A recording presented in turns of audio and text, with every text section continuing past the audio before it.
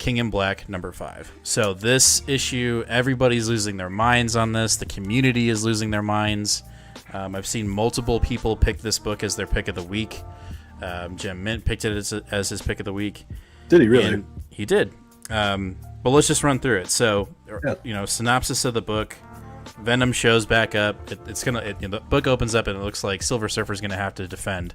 Like he's gonna have to play defender until Venom shows up because he knows he's coming. Surfer? Well, it starts off. He looks like Silver Surfer Black, and then the next page he's Silver. So I don't know what the heck is going on there.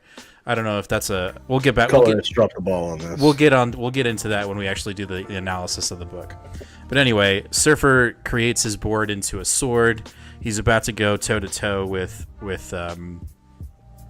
Null, and then everybody that's been in the entire issue, if they've been nullified or not, are now heading towards Surfer, trying to help. Like, here we go, Avengers assemble, Wolverine, Cyclops, Iron Man, Spider-Man, Captain America, Thing, the whole gang. They're all heading that way, and then boom, who shows up?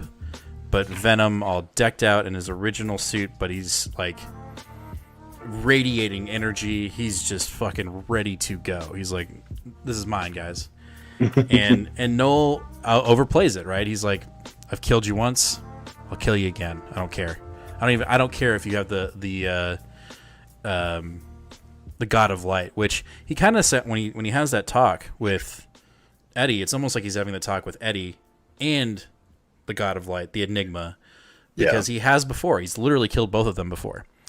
And so while he's doing his little, evil speech, Venom pulls Surfer's sword / board into his hand, and he calls Mjolnir into his hand, in his other hand, and combines the two to create what I think is, and I think a lot of people have said this too, the most epic Marvel weapon ever, right? Not really. It is pretty dope. Not much explanation to how he's able to do it. I think it's pretty much implied. I think Donny is like saying, duh, like this is what needs to happen. We'll get into that later. But when he puts it together, he creates this giant symbiote looking axe, just murder axe, that it's amazing. And he goes to town. And at this point in the book, it's Null versus Venom. And actually Null is actually running for his life. He is freaking the hell out. And Venom is chopping dragons in half. He's just laying waste. And at one point, Null's like, nah, forget this. I'm going to pull out my Necro Sword. I'm just going to end this. And Venom does the whole like Neo thing where like, when Neo like realizes he has powers and he like stops the bullets and then he picks one out and then drops it and then they all drop. He does the same thing. And he stops the blade of Null like tink, and then the Necro Sword just dissolved, and he's like, all right, cool, and smashes the axe into Null. And it's just a full-on. Null doesn't stand a chance. Like, no, it doesn't work. This whole thing that Null has been doing is he just looks like a rag doll the entire time. And at one point, Null impales. Or I'm sorry, I keep on saying Null and Venom. Venom impales Null, and you'll find out why I keep on saying that, with the axe, and rips off his symbiote armor, strips him naked, and then flies to the sun and basically incinerates Null. Just done. So this happens. This essentially happens. It's the first half of the book. All this probably happens in the first half of the book, right? So action-packed, very fast-paced, classic Donny voice in the writing. Like it did feel like a movie. Like the pacing of the action felt like a movie. So he kills Null fairly easy. Now, it doesn't happen quickly, I will say that. Like, he didn't go bang, boom, bam, 3 pages in, you're dead. Like, it took a significant amount of almost more than halfway through the issue to kill Null. I will say that. After he does it, all the symbiotes start retreating. We get this really weird thing about Blade in Chernobyl defending symbiotes with the vampires there. We're not getting that actual story until 2 weeks from now or 3 weeks from now. Silly. That doesn't make any damn sense. Anyway, Venom comes back, or he doesn't come back. First, the weapon comes back, lands in front of Thor and Surfer, and they both call their weapons back. And I think out of both of them, Thor probably looks the most like, A, don't ever do that again, but how did you do that, right? Right. And then Venom shows back up. He's all, still kind of have the Enigma Force, this godly force in front of him, but he has to find Dylan because Dylan is corrupted. He's been corrupted by Null while everybody else is like celebrating and yay, we won. And his only concern right now, obviously, is his son. So when he finds Dylan, this is where I thought the issue was going. Like, I was like, okay, so Null's gone, but clearly his son is still dealing with some shit, right? Right. And Null, Venom, Eddie finds Dylan, realizes that Dylan has a fragment of Null inside of him. And so, at this point I'm thinking, well, here we go. This is going to be the big sacrifice. This is where, it's not going to be easy to just get rid of this attached part of Null into Dylan. And it's actually like no effort at all, really. Eddie puts his like force hand into Dylan, pulls out the fragment, and just crushes it and saves Dylan. And then the Enigma Force is like, cool, I'm out. I helped you, and now I'm leaving. So Eddie had the Enigma Force for probably 10 minutes. Yeah, and so now he's resurrected. He gets his symbiote back. He gets Venom back, and the issue ends with Eddie now being praised by the other symbiotes as the King in Black. And that's how the issue ends. When I read it initially, I told you that the weapon being constructed for me was the best part of the book. Yeah. But I felt, and this pains me, it really pains me to say this because I am a diehard Donny Cates fan. And I think that's why I'm saying what I'm about to say, because I was disappointed. I was disappointed how it ended. It just didn't feel, it didn't feel as epic as it was being drawn out to be. And it lacked explanation. And Null was literally just pinked. And maybe there's something to be said in that, right? Because Eddie is so powerful with this God of Light, and the explanation of the fact that the Enigma Force had picked so many not singular, but multiple individuals to fight evil, that now that it was solely concentrating on one individual, that yes, they are overwhelmingly powerful, right? But me and you as readers and us kind of reading into things are making that assumption. I'm only making that assumption tonight. I didn't do that when I first read the book. I was like, wait, what is going on here? Like, it just kind of, it felt rushed. It felt rushed like the rest of the series. Yeah. It did. And it almost felt like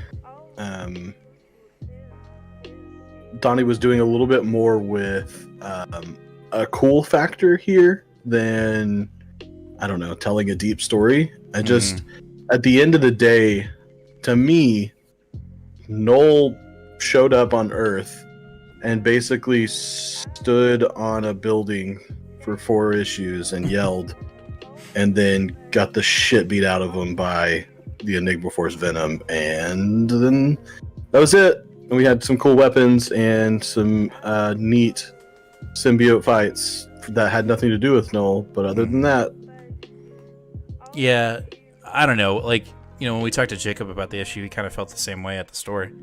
And then he said, maybe issue 35 or 200, whatever, however you want to look at it, will be where everything is set up for the future of Venom and or other things for Donny Cates' Venom, which I'm kind of, now the more that I think about it and after I've read this again, maybe, because, issue 20 is going to be 80 pages long. It's going to be a thick book. Oh, is it really? Yes. Like, somebody asked Donny, like, how many pages is it going to be? And issue 200 or 35 is going to be 80 pages long. So, maybe he's going to stuff more in there. And I bet he does. But, issue 3 in this series was probably peak. It was I think the best issue. Mm-hmm. And then, and 4 was good too. But after the action, it just felt really rushed. And I think I've said that consistently throughout this event is King in Black, like we were so excited for it. So then when we got to it, it was just like go like 60 miles an hour. And yeah. I've kind of been like, well, hey, whoa, wait. And then, halfway through the event, we get notified, hey, by the way, Donny Cates is done after King in Black. And so when you take that information and you read this book, it's like, it almost feels like they told Donny Cates, wrap it up. It's time to go. Like, yeah, and also I think Donnie's like, yeah, I'm kind of done. I'm finished with Venom. I'm ready to move on. And we've both talked about I wouldn't say we're not upset about it, but we're concerned that he's picking up so many other like projects, and they're good projects. Crossover, great. All right, he's going into Spawn. That makes me go like, hey, I want to read whatever Donny Cates is writing. Like, I know you're saying no to that, but like me personally, I want to read it. But that being said, I don't want it to take away from the stuff that I really enjoy him writing, which is Marvel. Yeah.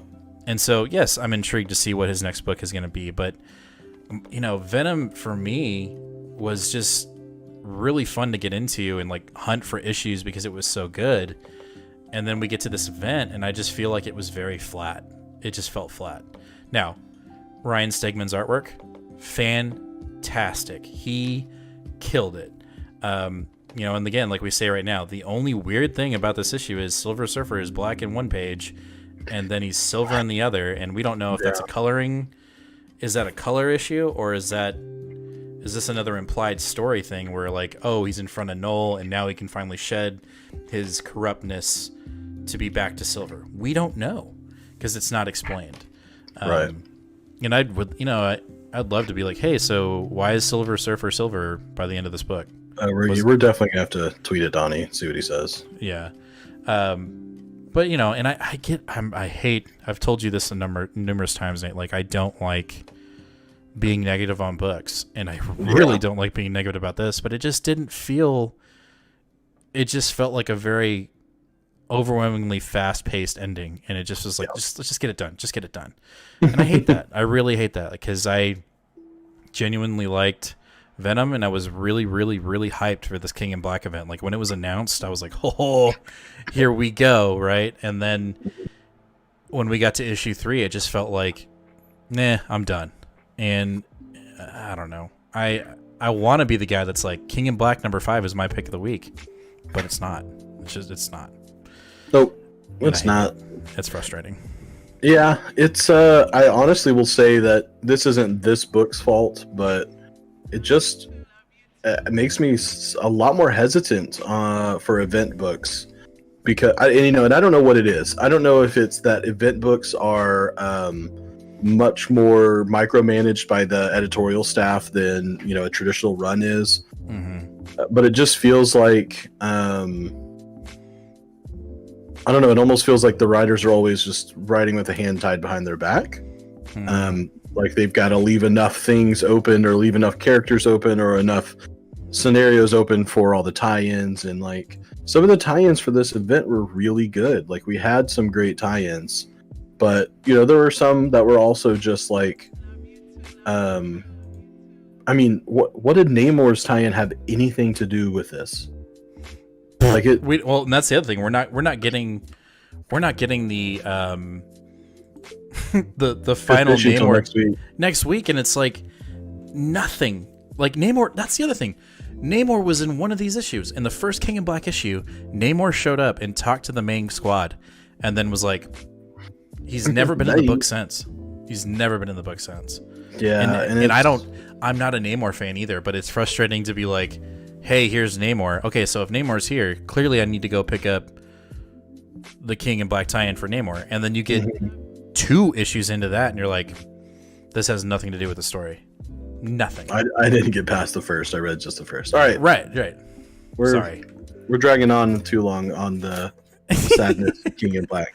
Honestly, though, I think it's our hopes got I think partially we did it to ourselves, right? Like we were thinking like, oh, what's going to happen? Eddie Brock's going to die and he's going to stay dead, and Dylan Brock's going to become the new Venom, or Eddie's going to stay Venom, but Dylan's going to become the new god of the symbiote since he has that connection. Like we went really, really big with it, and while I don't understand why Donny didn't go big with it, because to me Eddie becoming the god of symbiotes now is not big. That was like, oh, that seems kind of obvious. Right. Yeah. And unless it's Philip Kennedy Johnson or like Al Ewing, I don't know that I'll be reading the next Venom. I've never been a symbiotes guy anyway. So we've said this before. It was announced that Philip Kennedy Johnson was going to do the next symbiote event beginning in July with the Alpha, and I forget what it's called. It's up on Twitter. But now that what has been revealed in issue 34 with Flash Thompson coming back, that's his center character in that book, is Anti-Venom. And so we'll see. I think there's a good chance that Philip Kennedy Johnson is the writer for the next Venom book. I think they're going to see... I think it's a good chance that he is, to be absolutely honest with you. I just don't know that DC and Marvel are going to allow him to have 4 ongoing titles. I don't know about that. I don't know, dude. Maybe. Look at Donny, dude. He's got a shit ton of books too, and he's about to start another one after Venom's over. So, what does he have besides crossover and Thor? Crossover, Thor, Spawn. He has. Doesn't he have Sweet Tooth? Isn't that his book? No, he's got something else. He's got Redneck. He's got Redneck's finished though. Oh, did it finish completely? Well, it's already been written. Oh, okay. I don't know. Like, while it hasn't been released, it's all the issues have been written. I'm sure he's got stuff in the can. I'm just saying. Someone even asked, like, do you feel comfortable writing this many books? He's like, no, I love it. I want more. So I think we're going to be having more books out. He likes that cash. No doubt. No doubt. Anyway, I had high hopes for this book, and I don't want to poop on it, so I'm going to stop talking. All right.